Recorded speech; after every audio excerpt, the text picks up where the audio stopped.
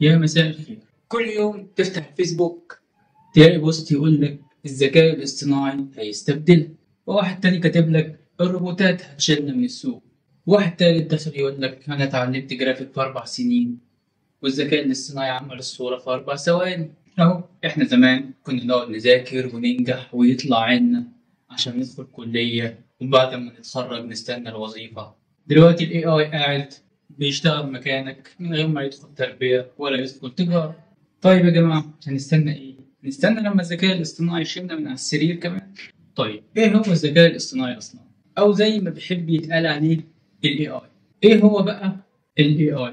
ال AI هو يعني الكمبيوتر او الموبايل او اي جهاز يبدأ يتصرف زي البني ادم، يفهم، يحلل، ياخد قرارات. بس استنى، هو مش ذكي ولا حاجة، هو متدرب، وممكن كمان يبقى أهبل جدا لو ضربنا غلط. زي طفل شاطر بس لو علمته إن القطة دي كلب، هيسمع قطة بتنونو بره يقول لك الحق في كلب بره. بس هل فعلا ال AI هياخد الشغل مننا؟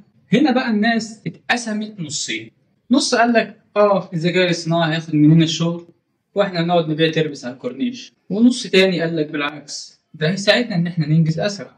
بس في الحقيقة اللي مش هيتعلم ذكاء اصطناعي الشغل فعلا هيودعه. بمعنى ان ال AI مش هيستبدلك بالشخص اللي بيعرف يستخدم ال AI، لا، ال AI هو اللي هيبدلك، هيشتغل مكانك وانت سلام.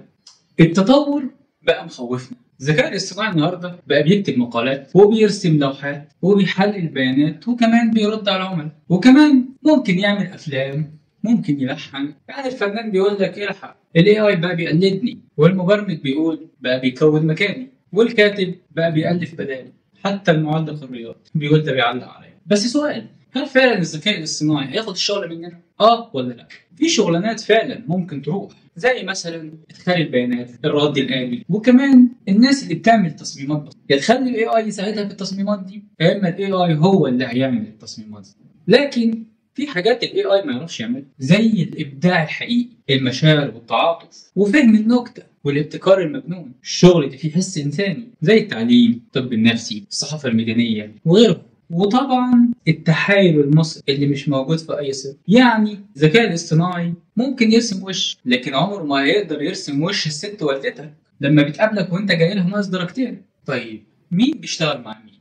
الناس بدأت تستخدم الذكاء الاصطناعي بدل ما تتعب. يعني الطالب بيخلي شات جي بي تي يكتب له الابحاث، المصمم بيخلي الميد جورني يصمم له ويرسم له. بس اللي احنا فعلا مش واخدين بالنا منه ان اللي بيعرف يستخدم الاي اي هو اللي فعلا هيكسب، مش اللي خايف منه. يعني مثلا بدل ما تخاف من الروبوت اركب عليه واشتغل دليفري. اتعلم تستخدم الذكاء الاصطناعي، مش عيب، العيب انك تستخبى منه. طور مهارتك اللي الاله ما تعرفش تعملها، زي التفكير النقدي، التواصل، الابداع. ما تقعدش تعيط، اتعلم. في مدارس في امريكا بدات تعلم العيال الصغيره ازاي يستخدموا الذكاء الاصطناعي بدل ما يمنعوه. انت عارف في اليابان الاي اي بقى بيطبخ، يعني حتى المطبخ ما بقاش امن. في خرافه بقى مشهوره جدا، في ناس بتقول الذكاء الاصطناعي هيسيطر على العالم واللي هيحكمنا روبوت، يعني هنعيش في ماتريكس. بس الحقيقه قبل ما يحكمنا الاي اي اتاكد انه هو في نص الاجتماع بطاريته مش 1%، واصلا لو الواي فاي فاصل مش هيعرف ياخد قرار. الذكاء الاصطناعي مش عدو، الذكاء الاصطناعي جهاز زي الموبايل،